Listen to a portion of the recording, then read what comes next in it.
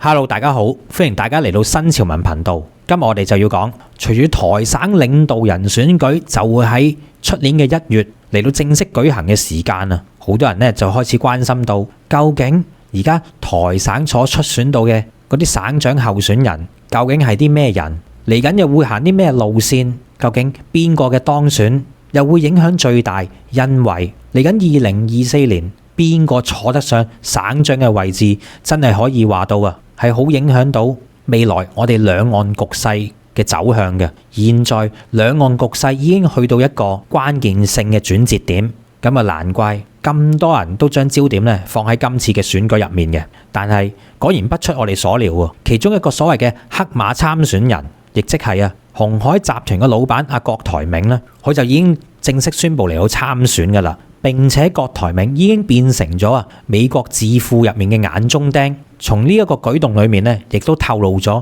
美國究竟呢個不懷好意嘅國家點樣嚟到意外暴露咗佢對今次選舉嘅睇法，亦都意外暴露咗究竟嚟緊美國所謂嘅嗰條底線擺喺邊度嘅。轉頭翻嚟，我哋就會就住台省嘅呢個領導人選舉嚟到去詳細分析一下點解郭台銘成為咗美國嘅眼中釘。再之後嘅就係隨住俄烏衝突以及係最近巴以嘅衝突事件入面呢，我哋就可以睇到嗰啲從前被西方媒體吹到上天嘅西方主戰坦克，又話佢有幾咁厲害，又話佢點樣不敗嘅神話呢，竟然全部破滅。所以一時之間呢，就有好多坦克已經唔能夠適應現代戰場，同埋坦克必須被淘汰嘅言論就走咗出嚟啦。咁究竟坦克係咪需要被淘汰呢？而如果呢個答案不論是或者否都好，咁中國又點樣面對住關於研製未來坦克嘅呢個挑戰呢？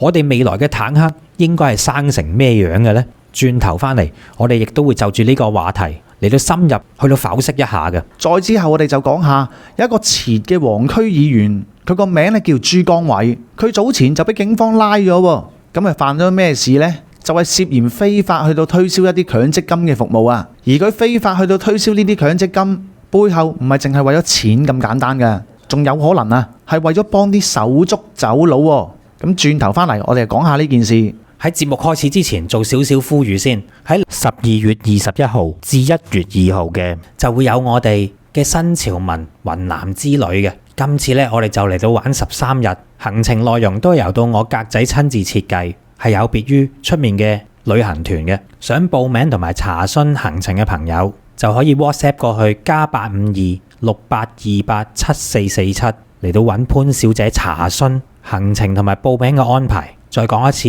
係 WhatsApp +85268287447揾潘小姐查詢行程嘅詳情以及係報名嘅事宜嘅。而另外，我亦都會喺今集嘅節目尾段嚟到做一個20多分鐘嘅今次旅程嘅詳細介紹嘅，想知道嘅朋友亦都可以翻到去呢條片裏面最後嘅20多分鐘嚟到了解一下今次由我親自設計嘅呢個團裏面嘅詳情，了解一下今次嘅雲南之旅係一次養生之旅嚟嘅，就特別適合一啲年紀比較大嘅朋友。想知嘅記得睇埋最後嘅20多分鐘影片啦。喺節目開始之前，提提大家，請大家做齊新潮文三寶，仲有嘅就係分享、讚好、留言、訂閱新潮文頻道、新潮文2.0頻道，同埋我哋嘅 Facebook 專頁。跟住來就要講下，隨住台省省領導人選舉就會喺嚟緊1月份嘅時候嚟到舉行之際好多人都已經出到嚟表達有意願參選噶啦。呢人分別就有同蔡英文同黨行台獨路線嘅民退黨賴清德，亦都有國民黨嘅代表侯友宜，以及係人稱柯 P 嘅台灣民眾黨裏面嘅柯文哲嘅。而仲有一個就係被譽為從國民黨出走大半生人都係從商嘅鴻海集團主席郭台銘，分別就有呢4個人嚟到角逐台省嘅省領導人選舉嘅。但係果然不出我哋嘅所料從國民黨出走嘅呢一個郭台銘就竟然變成美國智庫入面嘅眼中釘，亦都因為呢件事件就意外地曝光咗關於美國對今次省長選舉裏面嘅底線，真係可以話到可以睇到好多信息嘅。相信就冇人反對嚟緊下年2024年台省地區領導人選舉係被外界認為決定住兩岸關係走向，甚至乎會唔會走向戰事以及係和平嘅關鍵變量嚟嘅。今屆咧真係好緊要嘅，原因就係時代終會走到一個轉角位嘅，究竟係和平定係走向戰事？呢一屆台省嘅省領導人，佢嚟緊會奉行到嘅政策係走住一個決定性嘅關鍵嘅，而且時代已經唔容許減慢兩岸統一嘅步伐㗎啦。因此呢一屆咧都可以話到係非常之關鍵。嗱，從美國呢個一直破壞住台海兩岸關係嘅搞事者，從佢嘅角度睇啊，而家被稱之為台獨務實工作者嘅民退黨參選人賴清德咧，應該以呢一刻嚟講咧，都係佔有一個比較大嘅優勢。當然只係截至呢一刻啫。所以喺美國呢位搞局者嘅眼入面，賴清德咧應該係一個合適嘅人選嚟嘅。不過事實竟然唔係咁樣喎。原來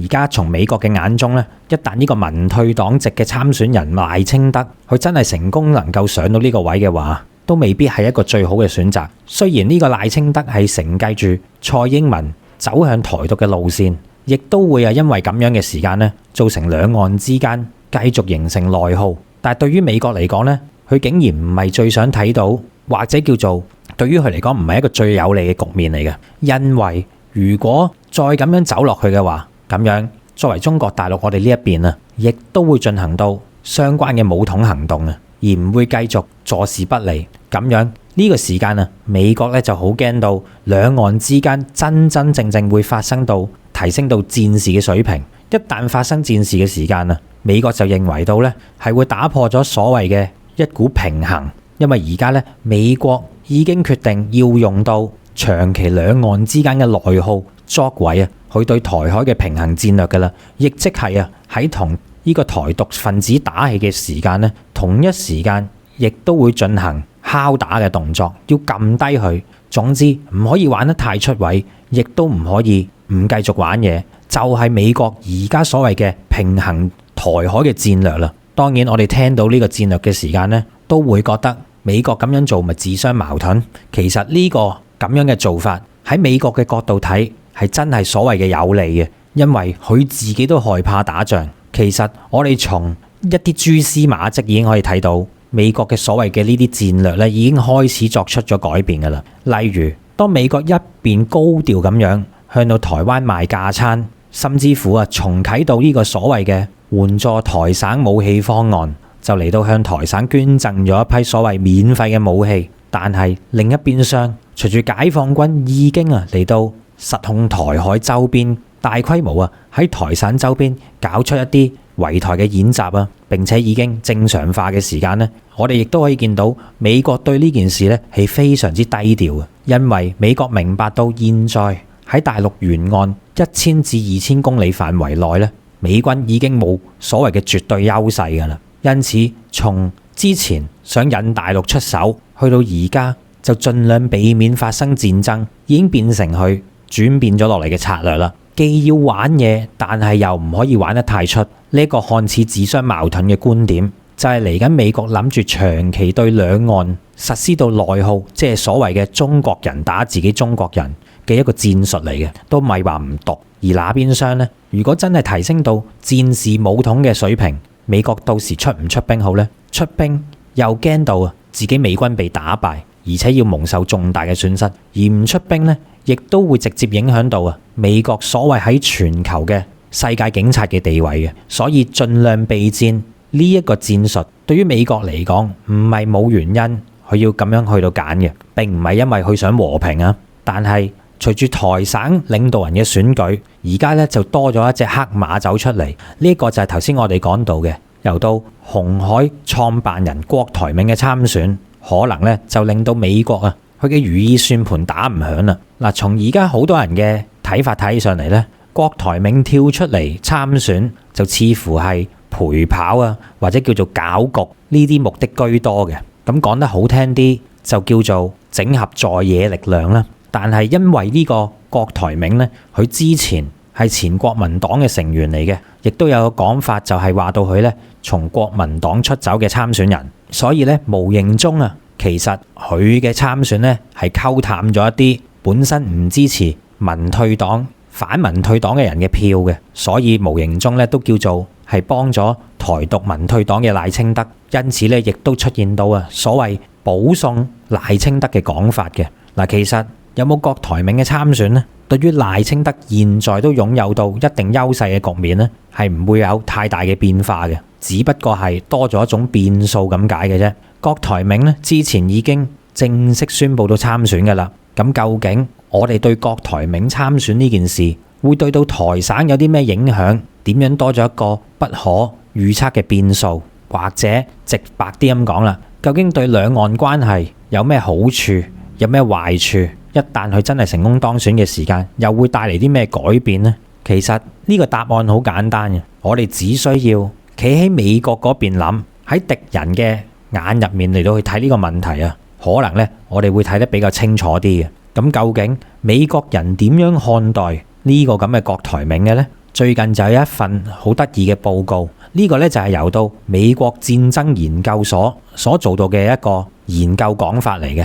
首先，我哋注意到嘅一點就係用到美國戰爭研究所嚟到去研究今次省長嘅選舉，咁好明顯，省長嘅最終決定人都係關乎到戰爭與否啦。否則嘅話呢，就唔會由到美國戰爭研究所去做呢啲研究嘅。咁當然啦，佢都有做到一啲同戰爭無關嘅研究嘅，但係佢嘅主力都係同研究到與戰爭有關嘅相關議題為主嘅。所以從第一點我哋就可以睇到，美國人視省長嘅得選者呢係關乎到戰爭與否嘅。而第二，根據到呢個研究所所講到嘅講法，一旦呢個郭台銘真係能夠勝選嘅話呢，對於美國嚟講反而係最危險嘅結果。點解咁講呢？佢係從美國嘅利益角度去睇嘅，原因就係因為郭台銘提出咗同大陸談判嘅呢一個主要政策，咁樣嘅時間透過談判就有可能逐漸減低咗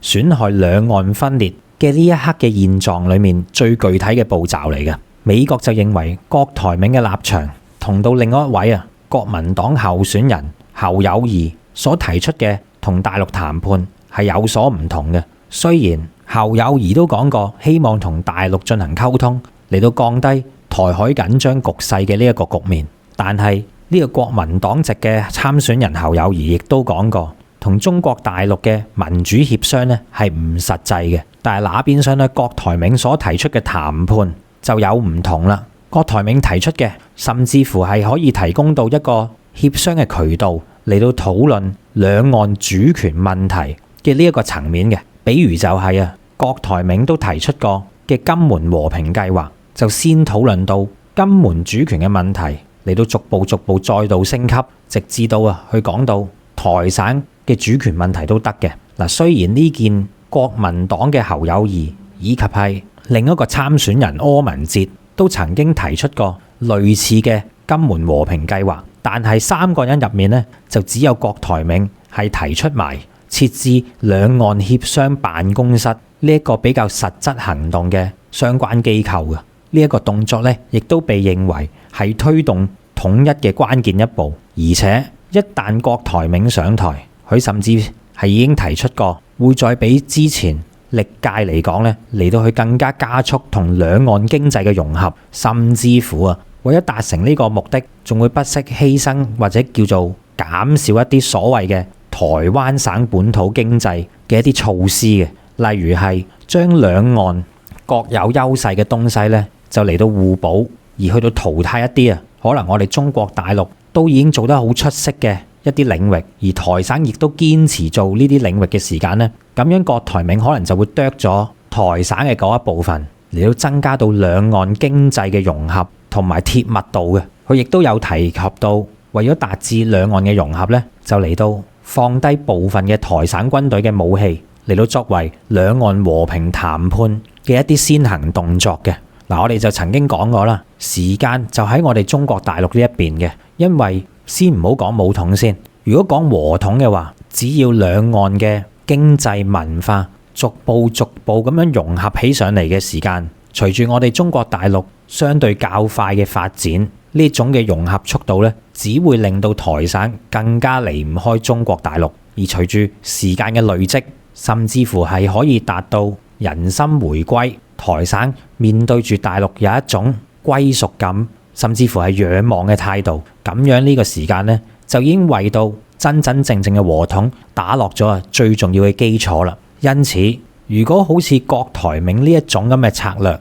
佢係比較傾向於逐步加速兩岸嘅貼密度嘅。嗱，雖然我哋唔可以話到佢就係推動真真正正統一嘅人士，佢遠遠都未做得到呢一點嘅，但係從佢有咁嘅傾向，就已經俾對面立壞心腸美國嘅嗰一邊啊，嚟到對佢作出警惕㗎啦。美國戰爭研究所就認為到啊，一旦郭台銘能夠成功當選，咁樣對呢條和統之路呢，亦都係有正面嘅作用。而且比起另外其餘嘅3位候選人，先唔好計嗰件台獨賴清德先啦，起碼比其餘2個係會更加實際嘅，因此就對佢哋美國利益造成影響。嗱，美國戰爭研究所雖然係一間智庫咋，但係佢都係非常之能夠代表到美國政府或者係美國戰略嘅大方向嘅思維嘅，亦都反映出美國喺台灣問題上面嘅真正底線。所以調翻轉嚟講，美國而家最唔想見到兩岸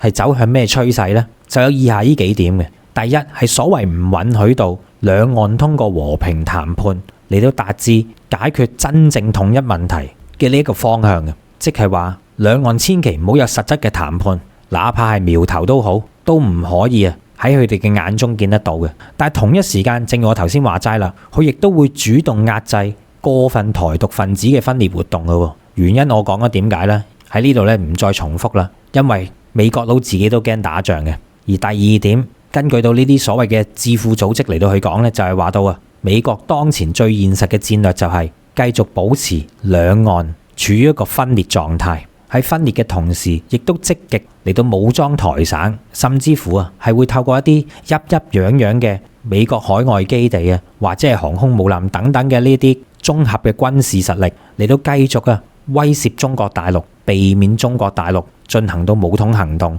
從而就可以令到台海嘅問題成為中國人與中國人之間嘅內耗戰，永遠咁繼續拖落去，從而就可以阻止到中國真真正正做到大國崛起嘅呢一個步伐。佢永遠都要擺一粒石棘住你，嚟到等中國唔能夠踏上真正崛起，成為世界第一嘅呢一個步伐。呢點呢，就係佢第二點要做嘅嘢嚟嘅。而第三點就係既然美國唔能夠接受到中國大陸完全統一嘅呢個局面，所以唔好話設立一啲兩岸嘅溝通機制啊，呢一樣嘢當然唔允許啦。甚至乎連和談有咁嘅意向呢，佢都係唔願意見到嘅。因此佢就唔能夠容忍到好似有郭台銘呢啲人上台，即使可能郭台銘佢都唔係想走向真正嘅統一步伐都好啊。總之邊個令到中國大陸同台省方面可以打開話匣子嘅話呢，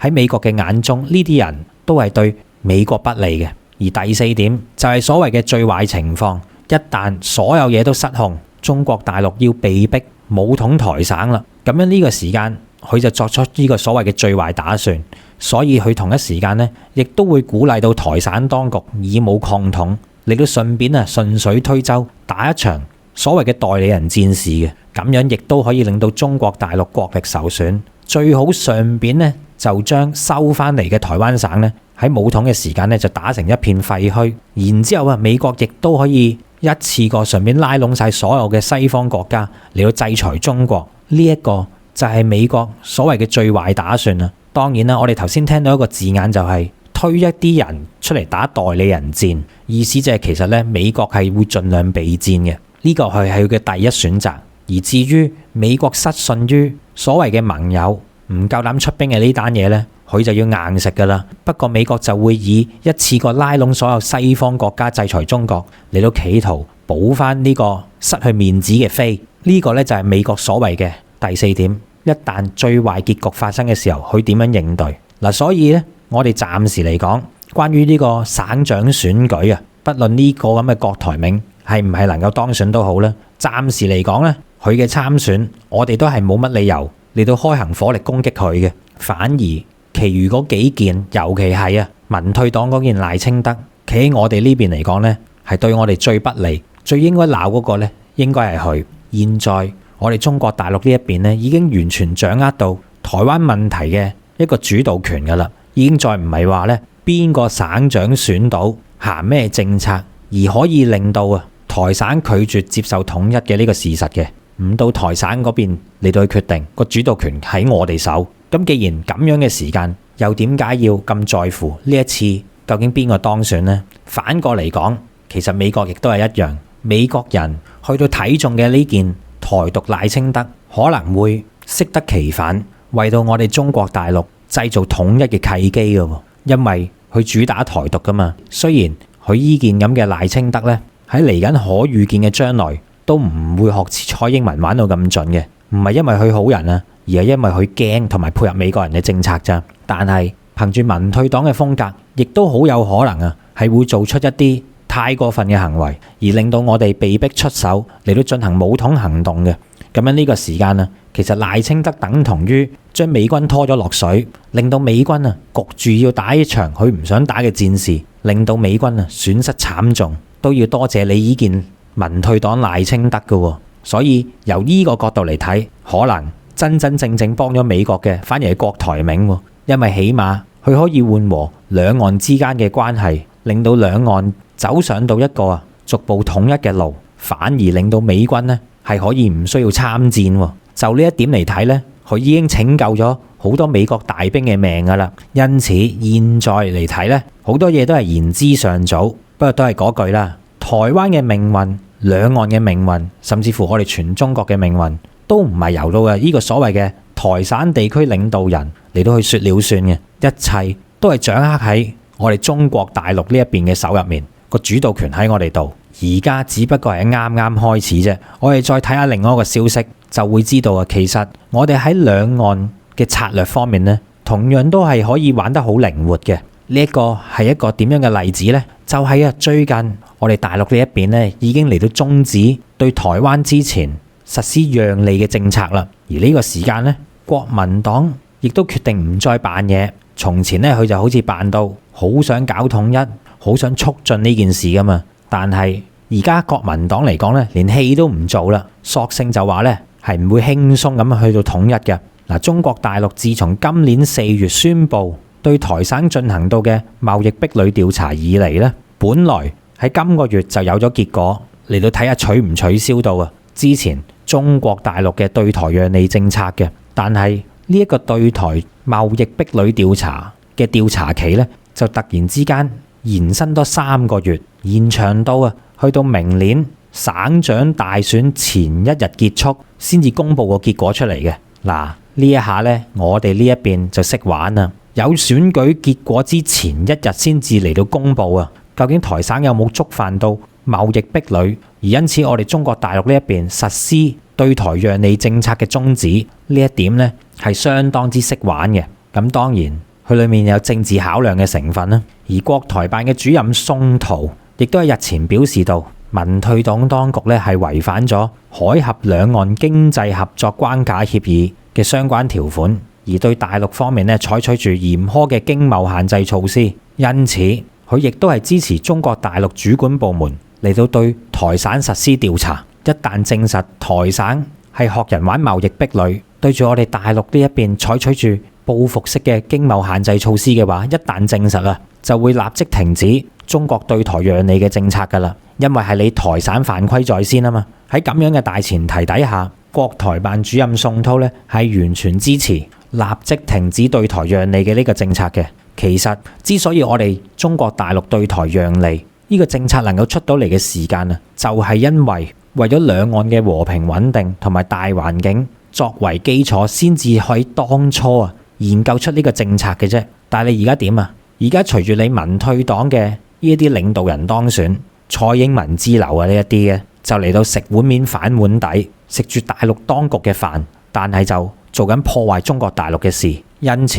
取消你中國對台讓利政策就係應該嘅，而唔立即取消呢，只係睇喺人情嘅份上嘅啫。不過而家我哋識玩啦，就喺你省長選舉前一日，我哋先公布取消與否嘅呢個決定，咁樣就可以大力影響到台省領導人選舉嘅格局。因為即使唔認都好台灣對中國大陸嘅依賴，尤其係經濟依賴，至今咧仍然係有一個非常之重要嘅角色喺入面嘅。民眾就好簡單嘅啫，一旦揾唔到食，令到百姓民不聊生嘅話咧，就話知你咩黨都唔會投你嘅。咁當然啦，到我哋呢個結果公佈咗出嚟，如果係繼續實施到中國對台讓利政策嘅話，咁好有可能咧喺呢個情形底下，下一屆嘅當選人，呢個省長當選人呢，可能係啱我哋心水。咁樣嘅時間，我哋咪唔取消中國對台讓利政策咯。但係如果唔啱嘅，好似賴清德呢啲上台嘅，就一定會取消。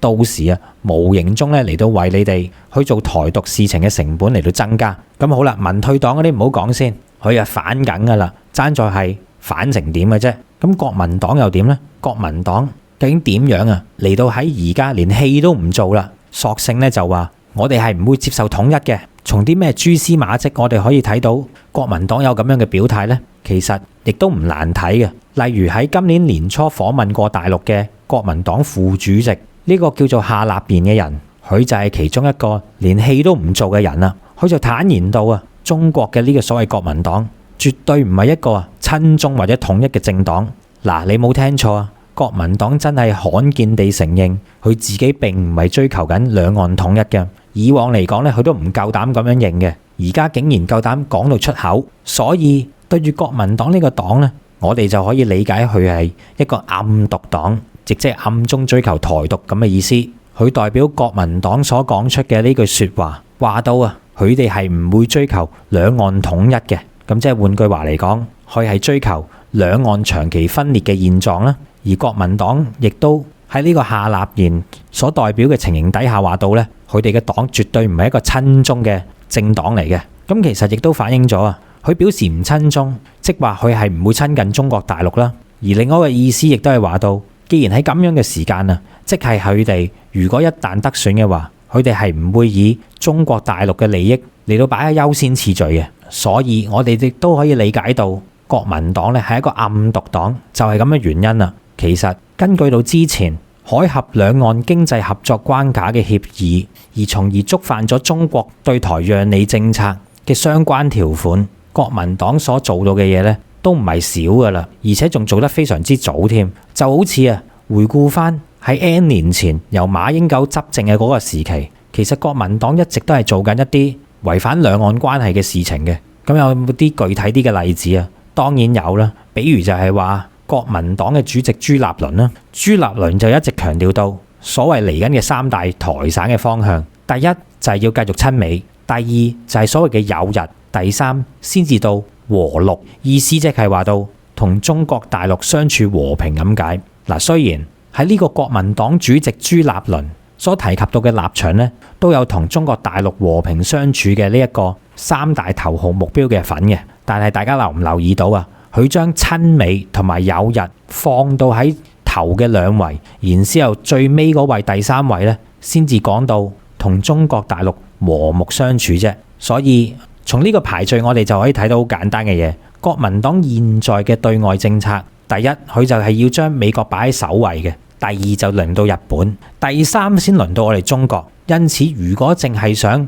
從我哋中國大陸呢邊攞着數，但係又繼續維持住分裂嘅現狀，就係國民黨佢想做嘅事情啦。而且國民黨咧亦都好有針對性咁去講一啲對佢哋有着數嘅說話，例如係佢哋冇咁台獨咯。佢哋國民黨咧就力銷自己，相比於民退黨嚟講咧就有以下幾大優勢嘅。第一就係佢哋更加比起民退黨係重視兩岸關係嘅，而且更加有經驗，兼且能力上嚟講咧，亦都比起民退黨嚟講更加有能力同埋意願咧嚟到處理兩岸之間嘅關係。嗱，所以咧國民黨都好識玩嘅，佢就係運用到戰略模糊嘅呢個戰術。乜嘢叫做比起民退黨嚟講更加重視兩岸關係，更加有經驗同埋能力意願去處理兩岸關係？呢啲咪叫識講嘢咯。佢冇話真係重視兩岸關係，佢冇話真係要嚟到解決兩岸之間嘅問題，而只不過係講到相比起民退黨嚟講，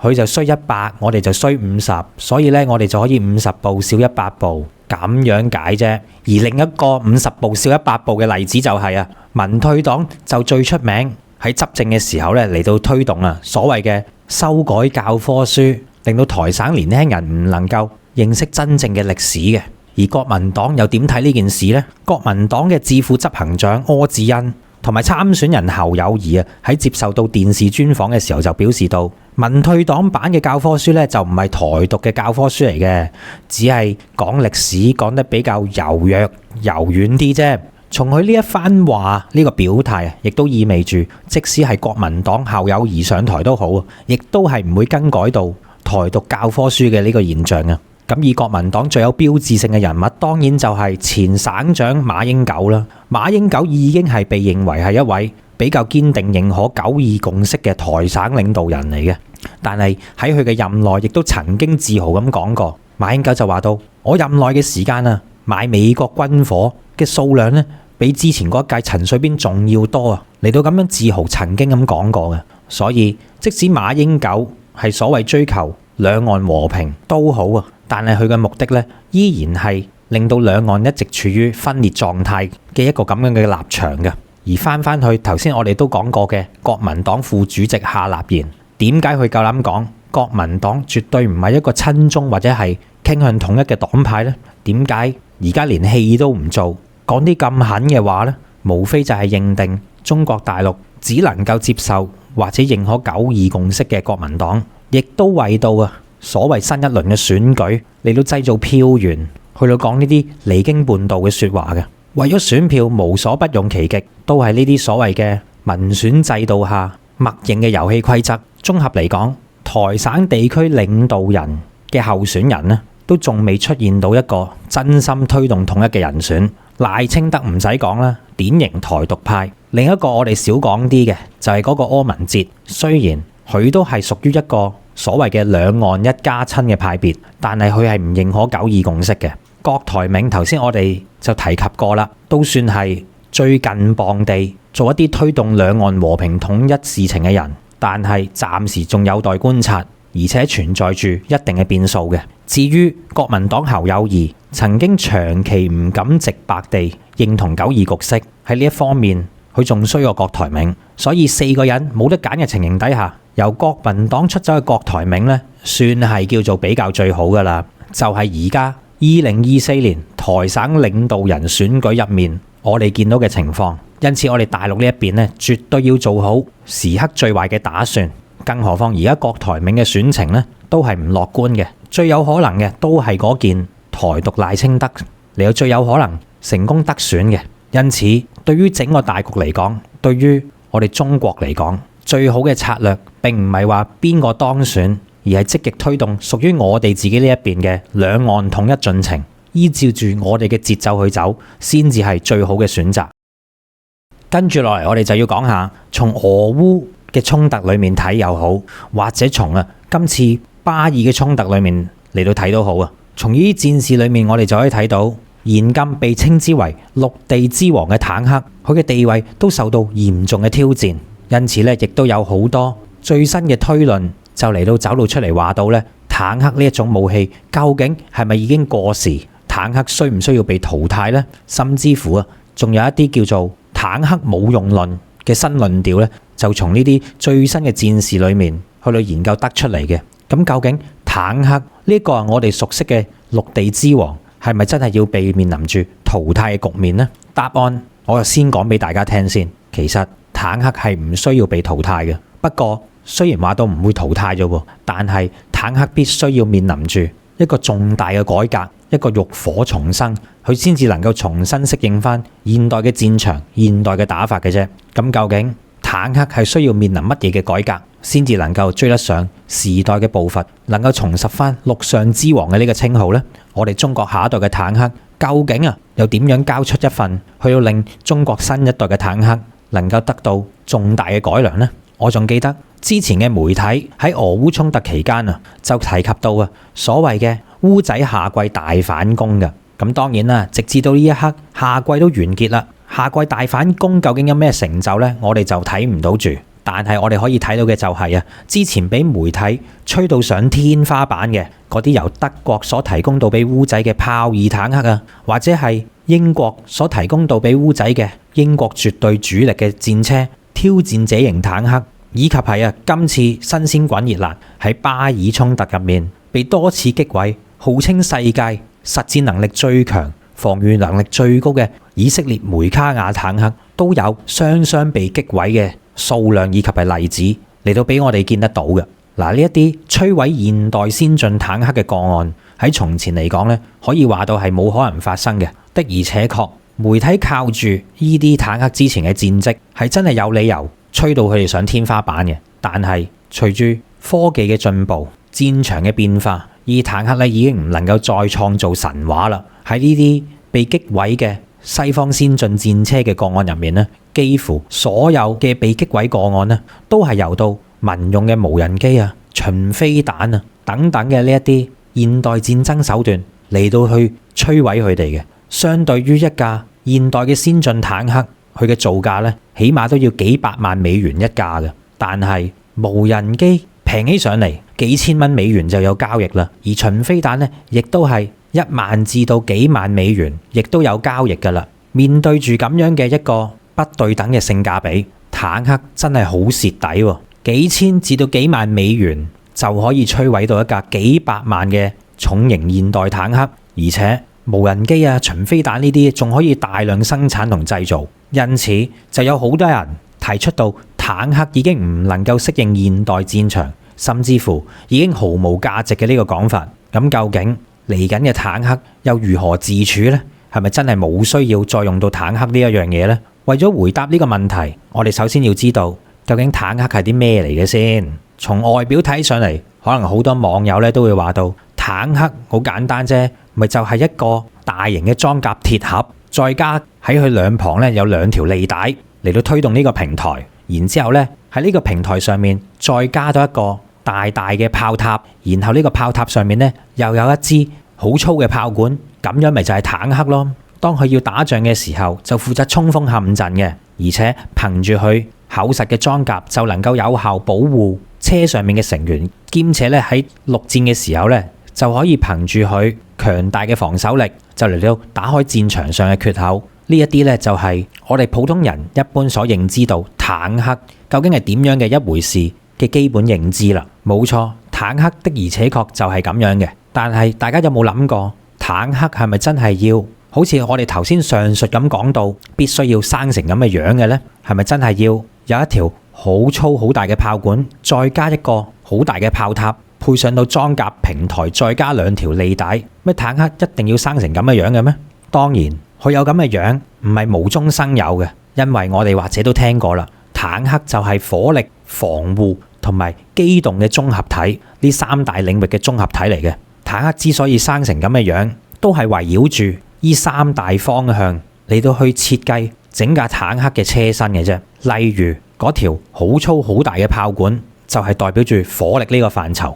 厚厚嘅裝甲、龐大嘅炮塔，亦都係代表住防護呢一個大範疇嘅。而機動性就係賦予到坦克喺任何嘅地形都能夠順利通過，而且係保持住一定嘅速度嘅。所以佢兩旁就有用到利帶式設計嘅一個咁樣嘅平台啦。因此似乎一切咧都相當合理，坦克就係咁嘅樣噶啦。但係如果我哋回顧到坦克喺啱啱誕生之初，人類開始有坦克使用嘅時間啊，就會發現到咧，當陣時嘅坦克咧唔係咁嘅樣噶。比如就係話到最早由英國發明嘅嗰一架馬克1型坦克，呢架咁嘅坦克咧就同我哋今時今日所見到嘅坦克嘅樣咧係好唔同嘅。當陣時呢架馬克1型坦克就可以話到咧係一個鐵盒，再加2旁嘅利帶咁樣嘅樣嘅啫。喺佢上面咧就並冇龐大嘅炮塔，甚至乎連嗰支大炮都唔見埋嘅。最多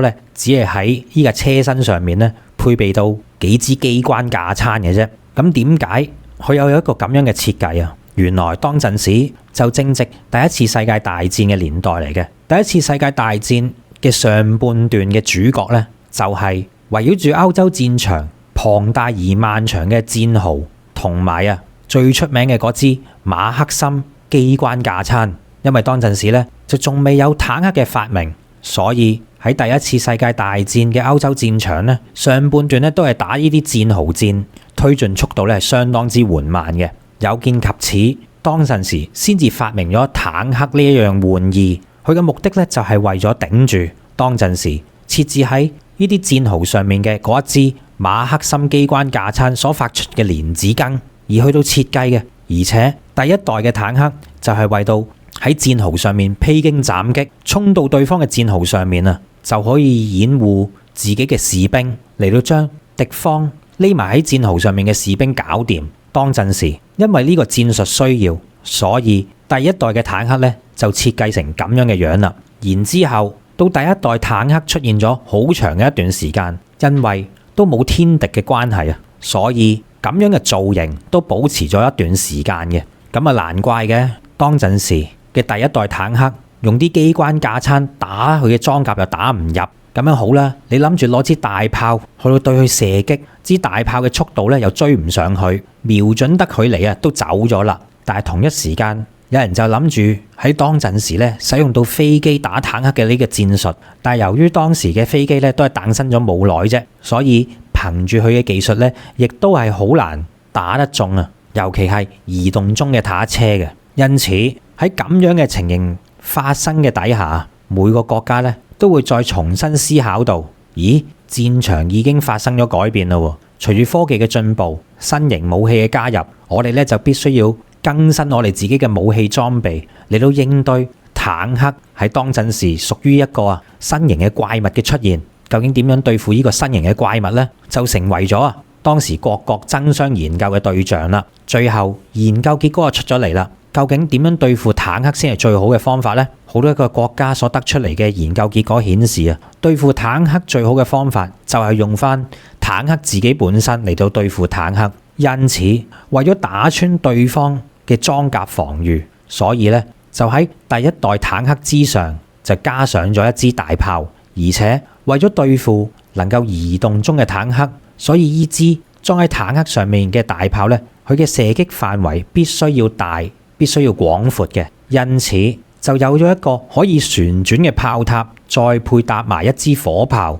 就裝咗喺以第一代坦克為基礎設計嘅新一代坦克咧，就嚟到正式誕生啦。而同第一代坦克唯一冇變嘅，就係擁有到優異越野性能嘅履帶，係予以保留咗落嚟嘅。所以到咗最後，坦克咧就變成大概而家我哋所認知到坦克嘅呢一個樣，就此誕生啦。只不過就係隨住年代嘅進步，坦克與坦克之間嘅競爭咧就越嚟越大。為咗防禦到對方火炮所作出嘅打擊，因此咧裝甲就變得越嚟越厚，就變成咗一場矛與盾之間嘅戰事。當然啦，盾方面越嚟越厚，矛亦都會越嚟越銳利嘅。所以坦克所裝載到嘅嗰支主炮，佢嘅口徑亦都變得越嚟越大，由30毫米口徑嘅坦克炮到進化到二次大戰裏面普遍用到嘅75毫米，至到德軍所用到嘅88毫米，再去到二戰嘅末期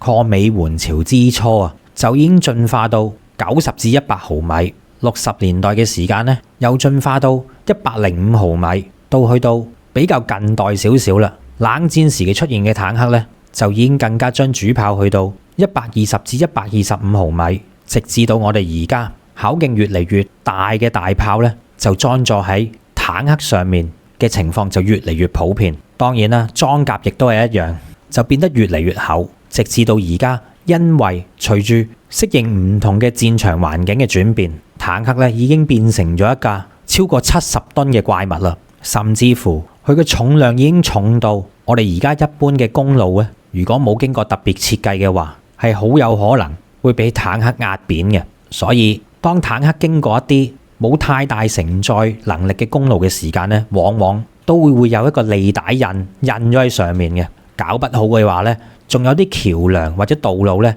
因為冇經過特別嘅設計，坦克車經過嘅話，甚至乎有倒塌嘅危險添。咁講翻題內話啦。即係我哋得出嘅結論就係，坦克之所以生到我哋今時今日所認知到嘅樣，其實就係為咗對抗對方嘅坦克，同埋配合戰場嘅轉變而生成咁嘅樣嘅。咁好啦，時間翻到嚟我哋今時今日啦，隨住戰爭形勢已經好似我之前嘅集數講到，發生到重大嘅變化，而家嚟講呢，好似坦克大會戰，雙方坦克發生到好英雄式嘅對轟場景呢，幾乎都可以話到啊，係唔會再出現㗎啦。取而代之嘅就係我哋經常喺新聞片段裡面見到嘅一啲城市戰啊、消耗戰啊等等嘅場景去到代替嘅。即使好似俄烏咁大型嘅大兵團交戰，都會依託住固定嘅陣地，慢慢咁消耗，咁就導致咗坦克面臨作戰環境同佢喺呢個坦克設計之初嘅時間所預想到嘅作戰現場嘅環境呢，係有個出入，而且個出入仲係好大添。為咗坦克大決戰而設計嘅坦克喺城市環境底下，根本佢原本嘅強項就係冇辦法發揮到出嚟嘅。相反，佢原本嘅弱項就表露無遺。例如係幾乎所有嘅現代坦克，佢嘅頂部裝甲即使經過咗加厚都好啊，都係十分之薄弱嘅。當然呢個薄弱意思就係對比到坦克本身最厚嘅裝甲段位，亦即係佢嘅正面裝甲。但係隨住新一代嘅反坦克武器，尤其係嗰啲隨手可得嘅輕型反坦克武器，例如係新式嘅便攜式反坦克導彈啊，甚至乎係自我搞掂式無人機或者係巡飛彈，呢一啲都係由坦克嘅頂部嚟到作為打擊坦克嘅主要攻擊方向嘅。所以點解面對住呢啲新型架撐嘅時間，坦克係表現得毫無還手之力、神話破滅呢？就係因為呢啲新型嘅反坦克架撐嘅出現。咁當然啦，仲有好多原因嘅。以上嗰啲原因咧，只不過係我概括咁講出嚟嘅啫。咁好啦，講到坦克咁一無是處，幾百萬美元嘅坦克咁輕易就俾價值幾千至幾萬美元嘅新型架撐搞掂嘅時間，咁咪即係代表坦克冇用，可以退出歷史舞台噶咯？其實我就認為呢個講法係錯嘅，坦克永遠都唔會被淘汰嘅。就正如我頭先講到，坦克嘅設計永遠都係圍繞住三大元素去設計嘅。呢三大元素我再重複一次，就係火力、防護力以及係機動性能集中於一身嘅一個平台嚟嘅。關於呢三大元素，其實即使係放喺未來嘅戰場上面，呢三大元素嘅理念其實永遠都唔會過時嘅，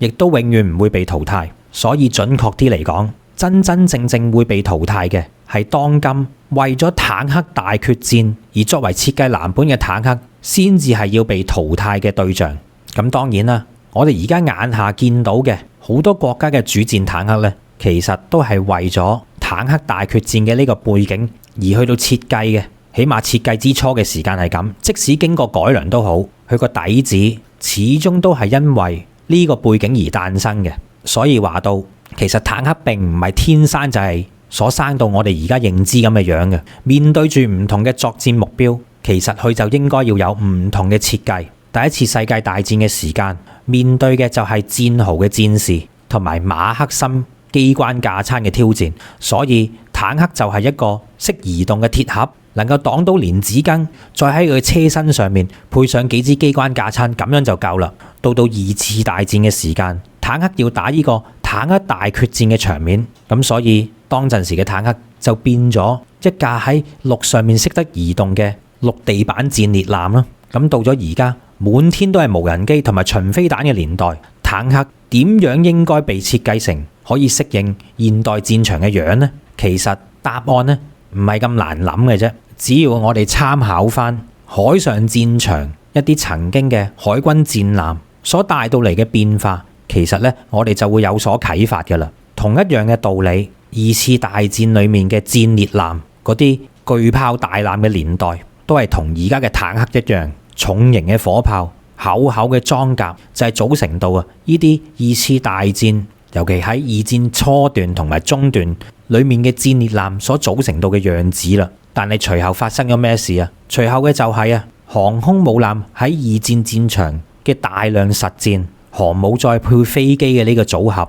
就嚟到出盡風頭。喺航母上面所起飛到嘅飛機，只需要透過喺機上面所掛載住嘅重型炸彈以及係空投式嘅魚雷，喺面臨住大批從航空母艦上面搭載呢啲武器嘅戰機，一批又一批咁樣嚟到向呢啲傳統嘅戰列艦嗰啲裝載住厚厚裝甲同埋傳統重炮嘅戰列艦嚟到去攻擊嘅時間啊？答案可想而知啦。傳統嘅戰列艦只有被消滅嘅份嘅啫，根本就近乎毫無還擊之力嘅。其實戰列艦之所以喺二次大戰嘅戰場上面輸俾啱啱有咗實戰戰果嘅航空母艦，原因呢好簡單，就係得兩個原因嘅啫。第一，戰列艦所輸嘅就係輸俾航空母艦嘅偵察能力。航空母艦上面所派出嚟嘅飛機，佢嘅偵測範圍遠比戰列艦強，所以航空母艦喺獲知戰列艦嘅資訊優勢方面啊，係獲得咗不對等嘅優勢嘅。當對方知道你嘅位置，而你唔知道對方位置嘅時間啊，諗都諗到係一個非常之不利嘅局面嚟嘅。而另外一個戰列艦輸俾航空母艦嘅地方，就係因為航空母艦嘅打擊範圍遠比戰列艦大。喺二次大戰嘅年代，一般嘅戰列艦即使裝備到好似日本大和號呢一啲號稱有460毫米咁大嘅主炮都好啊，佢嘅打擊範圍俾到盡都係20公里出頭嘅啫，想再射遠啲都冇乜可能打得中噶啦。咁但係從航空母艦上面起飛嘅各式飛機呢，佢嘅打擊範圍喺二戰嘅年代啊，最少都有200公里啦。因此面對住一個咁不對等嘅攻擊範圍，憑住厚厚嘅裝甲、巨大嘅艦炮所裝備到嘅戰列艦呢，係好難穿透到航母嘅防禦同埋攻擊範圍圈嘅。因此有咗一個咁不平衡嘅對比之後啊，戰列艦就被迅速淘汰啦。因此我哋而家呢見到嘅現代海軍主力戰艦已經唔再強調到嗰支巨大嘅主炮以及係厚厚嘅裝甲啦，取而代之嘅，我哋而家見到嘅現代戰艦，佢所強調到嘅係大面積嘅雙控陣雷達，各種由中遠近射程都包攬晒嘅防空導彈、近防炮啊，以及係能夠打擊到超遠射程同埋擁有到極強突防能力嘅反艦導彈，甚至乎嚟緊嘅高超音速反艦導彈，再配合埋艦上面各種先進嘅探測同埋電子對抗嘅設備，就係組成到一艘我哋今時今日認為係一艘強勁戰艦嘅作戰標準啦。咁即係話代表咗啲乜嘢啊？換句話嚟講，現代戰艦所強調到嘅就係能夠喺一個遠距離發現到敵方目標嘅能力，強調到遠程摧毀敵方嘅能力，以及係強調到同一時間大量對付唔同目標嘅能力，同埋多層次嘅攔截來襲對方導彈嘅能力，同埋電子對抗嘅能力，呢一啲呢都係因為要適應住現代戰場嘅需要，所以現代嘅戰艦咪設計成咁嘅樣咯。其實陸上嘅戰場亦都係一樣，未來坦克嘅發展道路呢都係向住呢個方向走嘅。喺裝甲防禦方面，好有可能未來嘅坦克佢嗰啲厚厚嘅裝甲就好似二次大戰嘅戰列艦一樣，係會被大幅縮減噶啦。而喺偵察能力同埋火力打擊範圍方面，就會比現代嘅坦克大幅度提高，用距離嚟到換取安全空間。此外，亦都要特別加強針對住無人機巡飛彈等等嘅呢啲對抗能力，利用到強大嘅電子干擾同埋對抗嘅能力，亦都要用到裝喺坦克上面嘅主動防禦系統嚟到實施對來襲導彈，甚至乎係無人機同巡飛彈嘅攔截能力。呢一啲呢都係適應到未來戰場而做到出嚟嘅新指標嚟嘅。其實而家頭幾個傳統嘅坦克強國都意識到呢一點噶啦，但暫時嚟講呢，都仲未有一個比較似樣嘅作品問世喎。比如就話到由到英國同埋法國合作所研究到嘅下一代坦克車，佢提出嘅指標呢，就係要喺10公里嘅範圍內發現目標，並且咧可以做到喺8公里嘅時間咧就能夠摧毀對方啦。為咗達成呢個目標，英法兩國所合作研製到嘅下一代坦克咧，仲不惜採用住140毫米咁大支嘅坦克炮喎。結果咧就造成到坦克嘅重量難以縮減，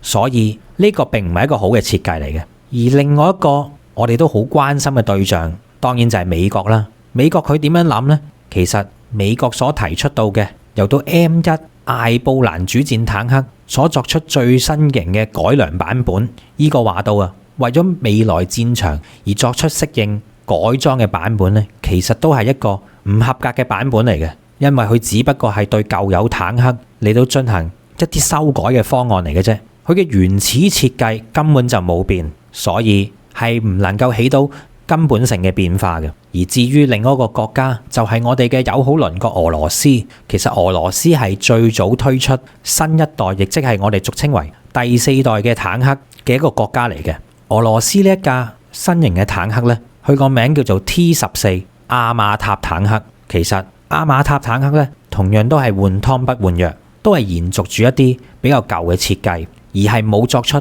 根本性嘅變化嘅。去到呢度，當然究竟我哋最關心、最值得注意嘅關於中國下一代嘅坦克，究竟我哋又點樣嚟到去準備同設計呢？其實我可以話俾大家聽，如果冇咗近代嘅呢幾場戰事，例如係俄烏衝突啊呢一啲嘅影響呢，其實中國新一代坦克好有可能今時今日呢就已經俾我哋見到個雛形噶啦。不過就係因為呢啲近代戰事所俾到我哋睇到嘅革命性變化，就為到我哋原本已經設計好嘅、原本諗住投入生產嘅下一代坦克呢，嗰個計劃已經緊急剎停咗噶啦。取而代之嘅就係我哋立即透過真實嘅戰場環境，而去到重新設計一架能夠真真正正適應未來戰場嘅主戰坦克。所以到呢一刻嚟講呢，中國都仲未有一架我哋俗稱為第4代主戰坦克嘅雛形俾我哋見得到嘅。但係唔使心急，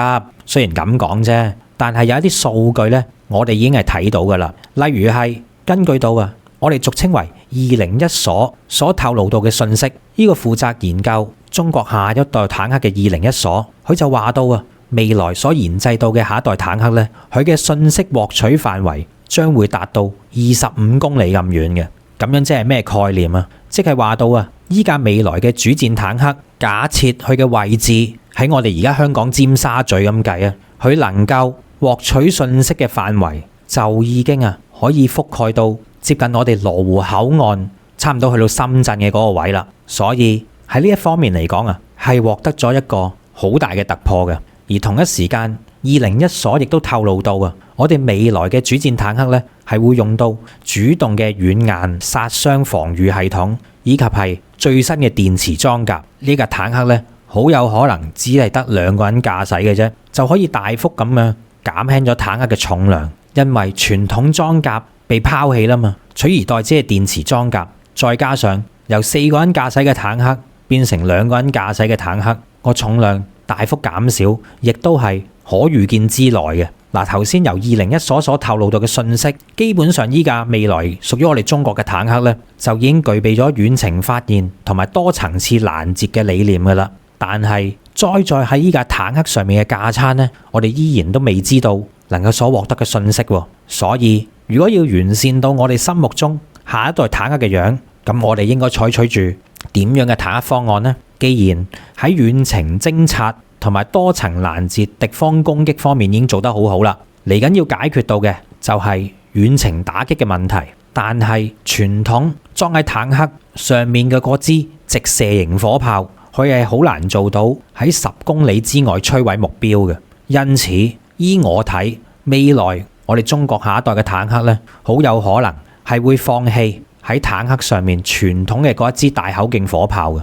取而代之嘅係利用到反坦克導彈同埋能夠發射巡飛彈嚟到解決遠程打擊嘅問題。喺呢一方面呢，就有一個型號我係睇中咗嘅，亦都可以攞到嚟做相關嘅設計參考。呢個參考對象呢，就竟然係由蘇聯時期所搞到嘅299工程啦。嗱，299坦克工程呢，就係蘇聯末期曾經搞過一個關於未來坦克嘅技術探索所搞到嘅一個工程嘅代表編號嚟嘅。其中呢個299工程入面，佢嘅坦克咧所採用到嘅就係2人駕駛嘅制度，再配合埋無人炮塔同埋152毫米嘅加農炮嘅。喺當時嚟講呢，可以話到比起德國同埋法國呢2個傳統嘅歐洲坦克強國嚟講，設計咧真係可以話到好似而家華為嘅口號咁樣遙遙領先嘅。但係我所講到要參考嘅並非係呢一屆299工程入面嘅主戰坦克，反而係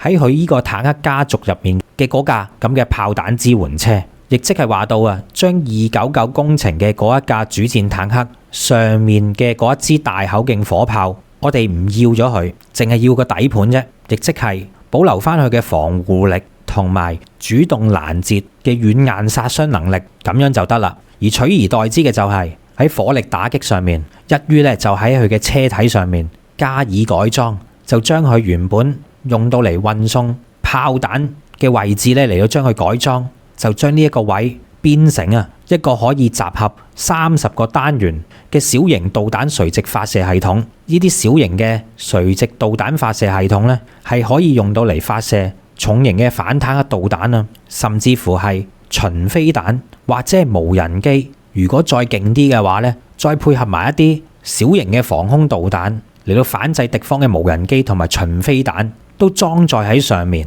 嚟到取代傳統嘅火炮嘅。咁樣就可以令到呢一款設計嘅坦克變成咗我哋今時今日喺海上戰場上面見到嘅主角，亦即係好似小型嘅神盾艦一樣，就將佢改裝成為陸上嘅盾艦。如果為到呢一款新一代坦克再配上先進嘅傳感器、一啲先進嘅電子對抗系統同埋主被動嘅防禦系統，亦都可以為到呢款坦克提供到多層次攔截對方導彈或者無人機嘅要求。咁樣一架比較完美、比較適應現代戰場嘅主戰坦克咧，就可以浴火重生，嚟到重新適應翻現代戰場坦克嘅陸上之王地位，又可以再次被提及翻出嚟啦。成條路就等同於參考翻海軍方面嘅嗰條舊路。海軍喺淘汰咗戰列艦之後，現代嘅主力驅逐艦依賴住佢嘅信息化同埋遠程打擊嘅作戰性能力，喺提高咗咁多倍之後已經切切實實成為咗現今嘅海上主力。而喺未來可見嘅戰場上面呢，亦都可以繼續適應現代嘅戰場。反觀喺陸地嘅戰場上面，坦克所暴露到嘅問題越嚟越大，因此我哋唔可以再抱有因循守舊嘅心態，尤其係唔可以學習到而家歐美嘅嗰啲小改款坦克，或者係改革得都唔夠徹底嘅坦克嘅設計。我哋必須要主動到去設計一啲具有革命性改革嘅坦克嚟到融入我哋嘅陸軍作戰體系。只要敢於拋佢過去，先至能夠適應到未來嘅。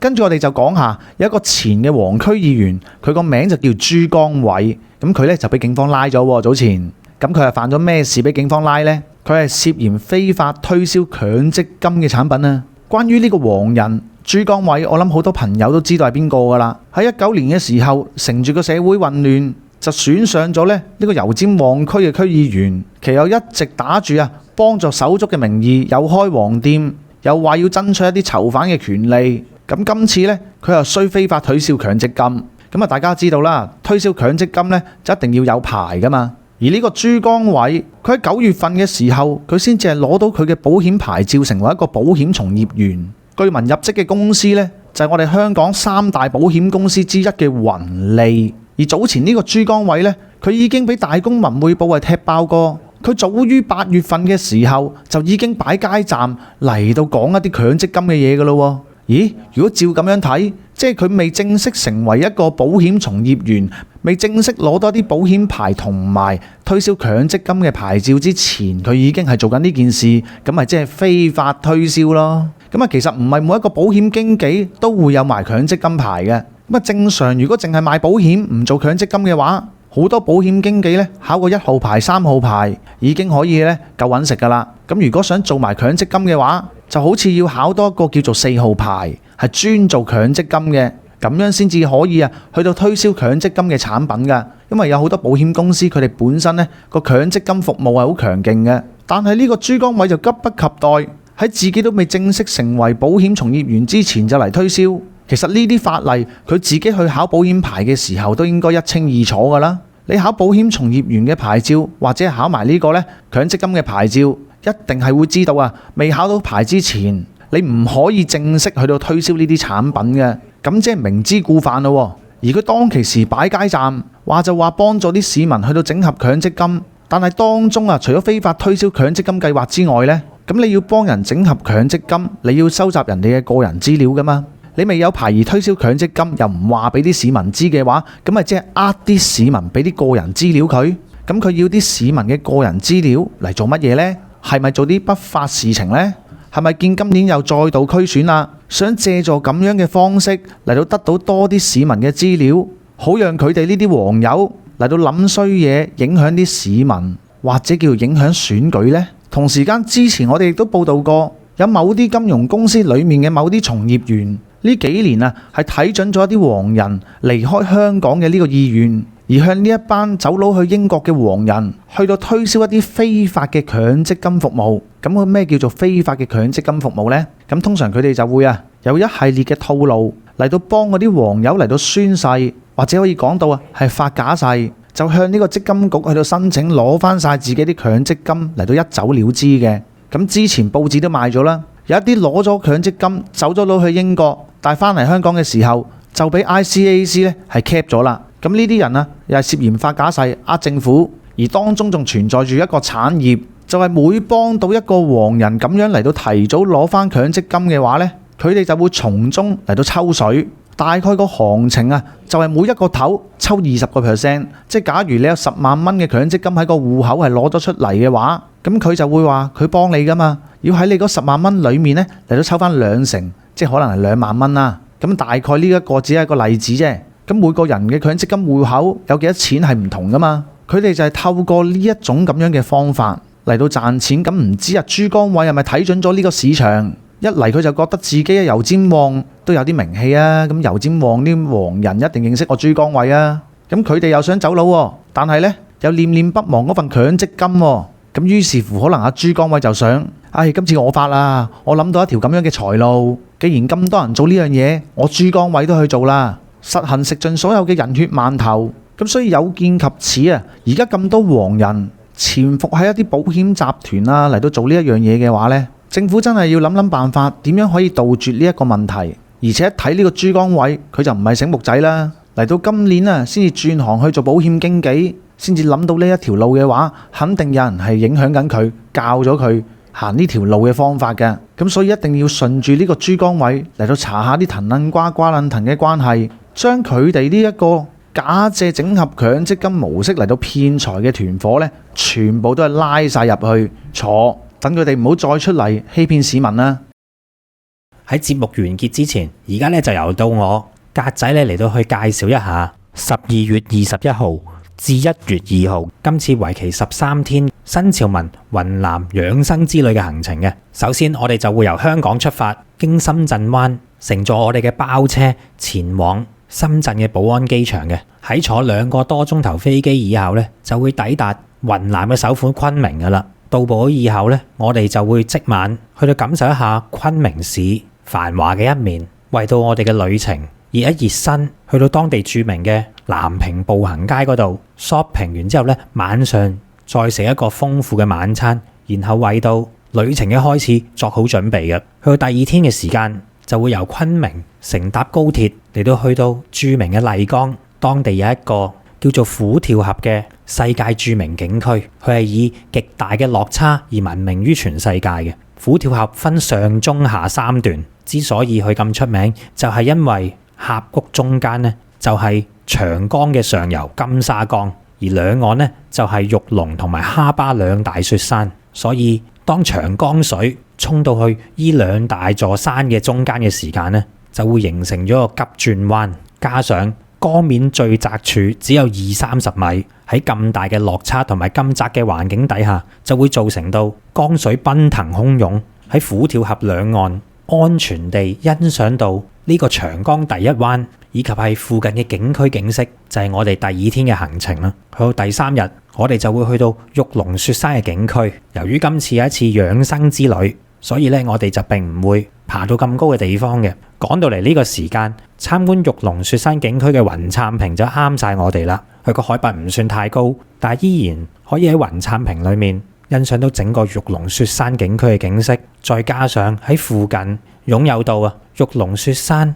嘅雪水所融化到嘅藍月谷，池水清澈見底，而且帶有一股夢幻般嘅藍色，係非常之震撼眼球嘅。喺佢嘅附近亦都有東方棉花堡之稱嘅白水台，睇過白水台嘅朋友，從此就唔需要遠赴歐洲土耳其嚟到欣賞類似嘅地貌，因為我哋中國嘅呢個白水台比起土耳其棉花堡係更加有過之而無不及咁靚嘅。之後呢，我哋亦都會去到金海寺，同埋如果大家有留意我哋影片嘅話，經常咧都會睇到個背景係熟口熟面嘅。呢一個我哋新潮文經常都用到嘅背景呢，就係呢個黑龍潭公園。今次咧，我哋亦都會去到當地參觀嘅，俾得我哋成日攞嚟做背景。當然佢嘅景色係有翻咁上下靚，所以我哋先會採用啦。之後去到第3日麗江嘅晚上，我哋就會欣賞到呢個麗江千古情嘅大型歌舞表演嘅，有別於一般嘅大型歌舞表演，佢係將高科技手段融合喺現代以及係傳統一新嘅歌舞劇入面，透過咁樣嘅形式嚟到表達到麗江1000年嘅歷史同埋傳說就啱晒啦。好多嘅觀眾反映到都係非常之精彩嘅。去到第4天，我哋繼續會留喺麗江，因為景點多到玩都玩唔晒嘅關係第4天嘅早上呢，我哋就會嚟到悠閒嘅麗江古城嘅南部嚟到參觀歷代麗江木氏土司嘅府邸嘅。呢座府邸亦稱為木府，由於佢係古城裏面嘅地標，所以咧仲吸引咗好多電視同埋影視作品喺呢度取景，例如有電視劇《木府風雲》以及係錢王嘅劇組咧嚟到前嚟拍攝嘅。之後咧，我哋就會轉移到古城嘅另一方，去到四方街嗰度去到俾大家感受一下麗江古城嘅鬧市。呢度曾經係茶馬古道上面嘅交易中心，喺明清時期已經係雲南商貿嘅樞紐嚟噶啦。嗱，講到嚟呢度咧，都係第4日嘅熱身行程嚟嘅啫，因為我哋將會去到比起繁華嘅麗江古城中心裏面更加恬靜嘅束河古鎮。有朋友就話到束河古鎮仿如咧，好似10年前都仲未有咁多人前往嘅麗江，係比較清幽，同埋可以更加接觸到古代嘅氣氛嘅。但係唔好以為咁樣就完結啦，因為我哋就將會去到另一個古鎮白沙古鎮。白沙古鎮咧就位於麗江城嘅北邊嘅。相比起上嚟，仲有更加多朋友就話到白沙古鎮咧係仿如20多年前嘅麗江一般所保留到嘅古色古香風貌、空氣同埋環境咧係保留得更加原汁原味嘅。咁當然我哋亦都要去埋呢度啦。然後去到行程嘅第5日，我哋喺玩完3日麗江，住埋3日同一晚嘅酒店之後咧，就會轉移到去雲南另一個非常之出名嘅地方，佢就係大理啦。嚟到大理，當然就要去睇一睇背靠蒼山、面臨洱海，大理嘅地標象徵，亦都係擁有到1000年歷史喺當地非常之宏偉嘅建築物之一嘅崇聖寺三塔文化旅遊區啦。喺呢度咧，我哋就會乘坐索道，亦即係纜車嚟到前往青碧溪蒼山大峽谷，嚟到欣賞中國最大嘅象棋棋盤、俯仰洱海同埋崇聖寺三塔嘅整個環境非常之美不勝收。之後第6日，我哋亦都會繼續喺大理嘅，要深入認識大理，當然要去到大理嘅博物館啦。喺大理博物館，我哋就能夠睇到當年嘅大理國裡面嘅一段歷史，同埋欣賞到好多大理國嘅文物嘅。之後咧，我哋就會去到雙廊古鎮嚟到影翻幾張靚相。古鎮裏面咧係充滿住歷史文藝以及清新嘅氣息，加上佢係背靠洱海，環境十分之美麗嘅。然後咧，我哋就會去到大理嘅張家花園嚟到欣賞呢個繼承咗白族民居特色、既細緻又精美嘅呢個建築物，仲可以欣賞到當地嘅民族節目，去到一邊品茶一邊睇表演嘅。然之後咧，我哋就會去到大理古城，去到睇一睇呢一個位於蒼山腳下、風景秀麗、昔日古代南詔國以及係大理國嘅都城。喺古城裏面分佈咗14處市級或者以上嘅重點文物保護單位，亦都承繼住大理嘅文化、宗教以及係民族文化嘅。我哋當然唔可以唔去呢一度啦。跟住咧，我哋就嚟到行程嘅第7日，就會由住咗2日嘅大理出發到去我國3大地熱區之一嘅騰衝，嚟到去嘆世界嘅。唔講唔知道，其實我哋中國嘅地熱溫泉嘅資源亦都係相當之豐富嘅。騰衝身為我哋中國3大地熱區之一，所擁有到位於該區嘅溫泉就有80多個，佢嘅廢泉係遍佈整個騰衝各地，有一泓熱海之稱嘅。其景觀同埋水溫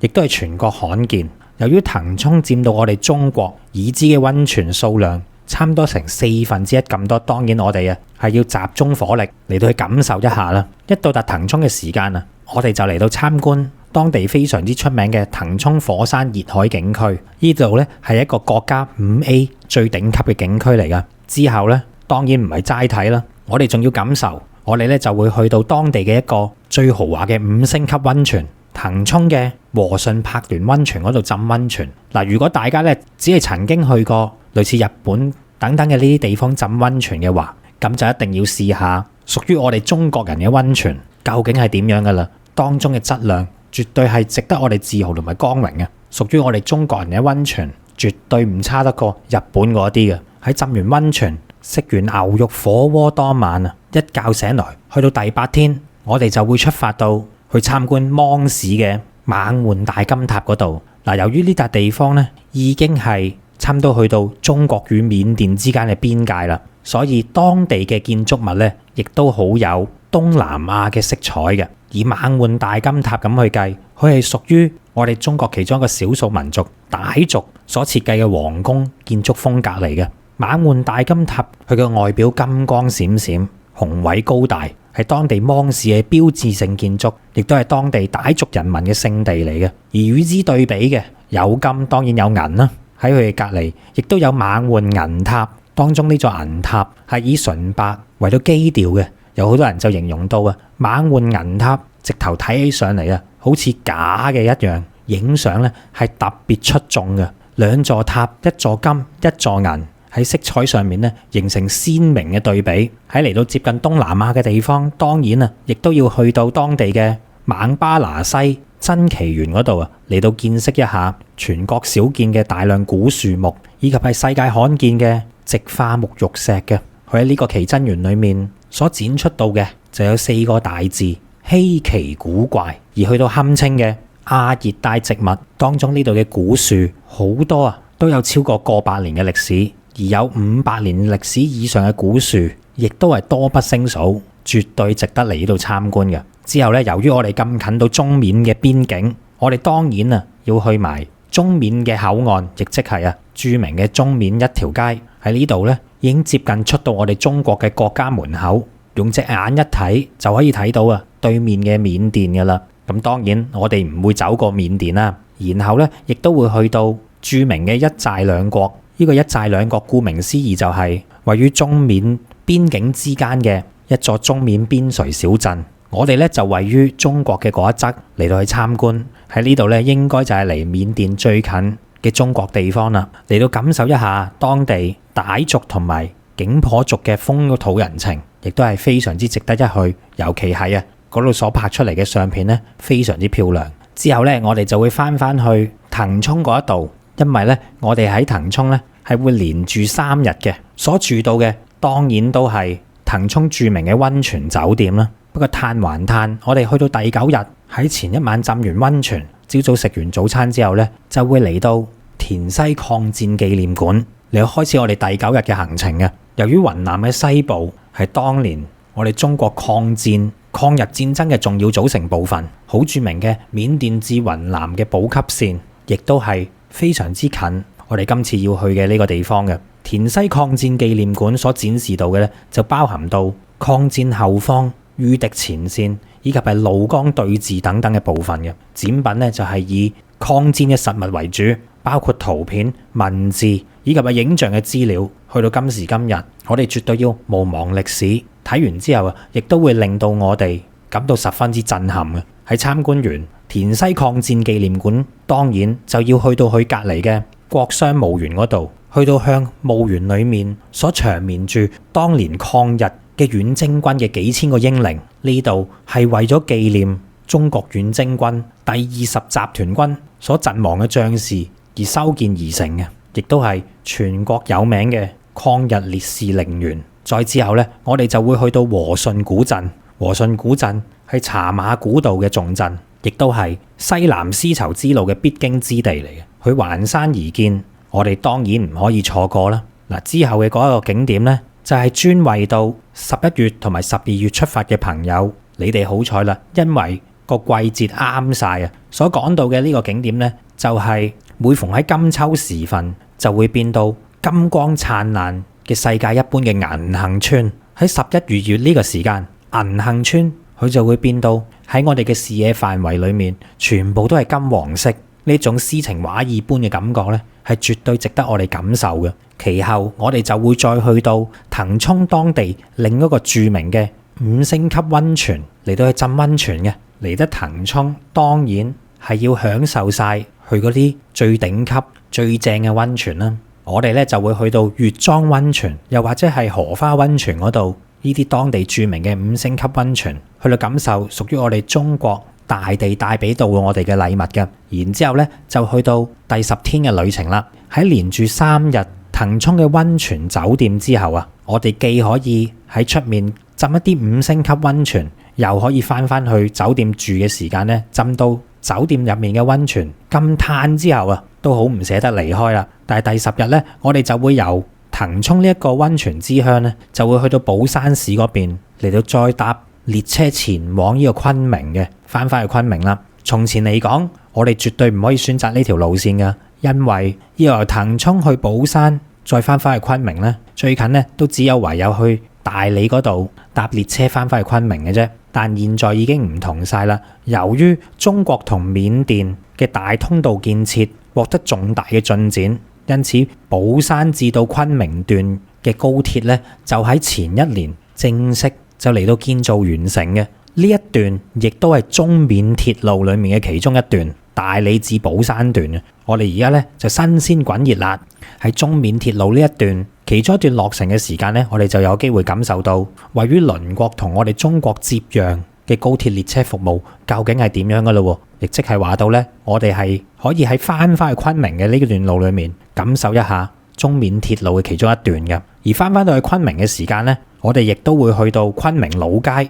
昆明老街嘅建築群入面比較古老嘅都有成900年嘅歷史啦。喺呢啲建築裏面，都承載住昆明呢座城市大量嘅記憶同埋故事。作為雲南嘅首府昆明，我哋當然唔可以只當佢係一個中途站或者一個轉駁站。有別於一啲傳統嘅玩法，我哋當然係要深度了解到昆明美麗同埋歷史嘅一面啦。而去到第11日，如果我哋要深入認識同埋了解到雲南呢個咁特別嘅地方，當然我哋首選嘅就會去到雲南嘅博物館。雲南博物館作為一個省級博物館，佢裡面嘅藏館展品既有規模級數，又有當地雲南嘅特色，係其他博物館所睇唔到嘅。如果要了解晒整個雲南嘅歷史同埋珍藏，嚟到雲南博物館就啱晒啦。再之後呢，我哋就會去到中國近代史上其中一所著名嘅軍事院校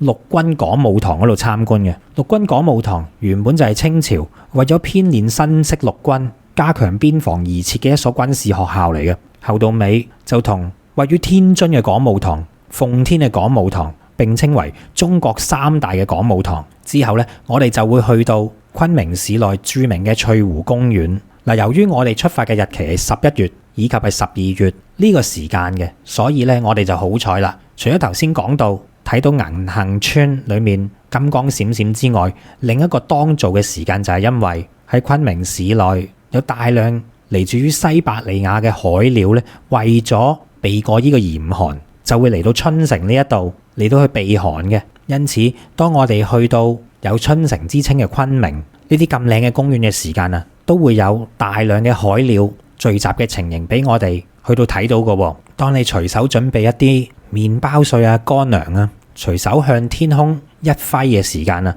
就會可以惹嚟海鳥嘅啄食嘅。大家咧亦都不妨去到雲南嘅呢啲公園啊，去到餵下海鳥都仲得㗎。加上當地呢啲公園嘅風景十分之漂亮，絕對咧可以影得出一張你心目中想要嘅靚相嘅。之後嚟到行程嘅第12日，既然親近得動物嘅話，倒不如就去埋著名嘅昆明動物園嗰度參觀仲好啦。昆明動物園出晒名，係一個體驗相當之好嘅動物園嚟嘅，全國都聞名嘅。喺裡面呢，就有雲南嘅野生亞洲象，當然亦都唔少得作為鎮館之寶嘅大熊貓啦。喺園內面各式其式嘅動物都可以去到近距離進行互動，甚至乎係觸摸嘅。然後我哋亦都會去到另一個昆明市內著名嘅公園海壩公園嘅。再之後咧就會感受一下昆明當地嘅一個5星級溫泉益豪城堡溫泉，嚟到放鬆一下，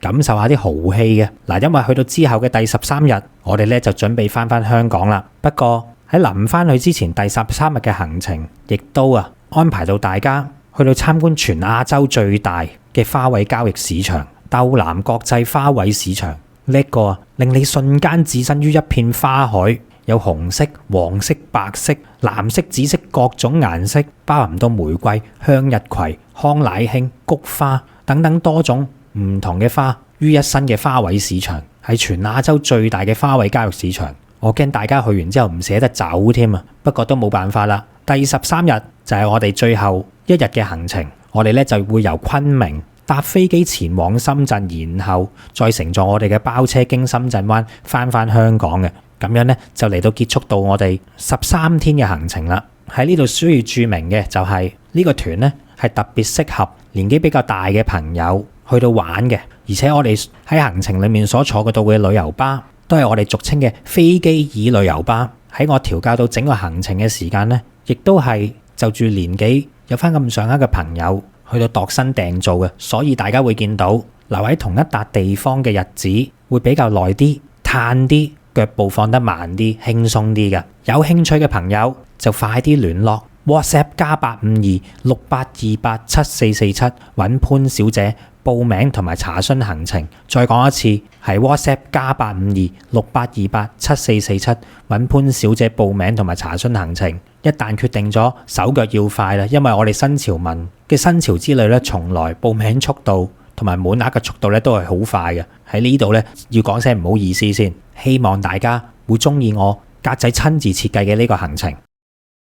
咁好啦，今日我哋嘅節目時間嚟到呢度，臨結束之前提提大家，請大家做齊新潮文3寶，仲有嘅就係分享、讚好、留言、訂閱新潮文頻道、新潮文2.0頻道同埋我哋嘅 Facebook 專頁。咁我哋今日嘅節目時間嚟到呢度，拜拜。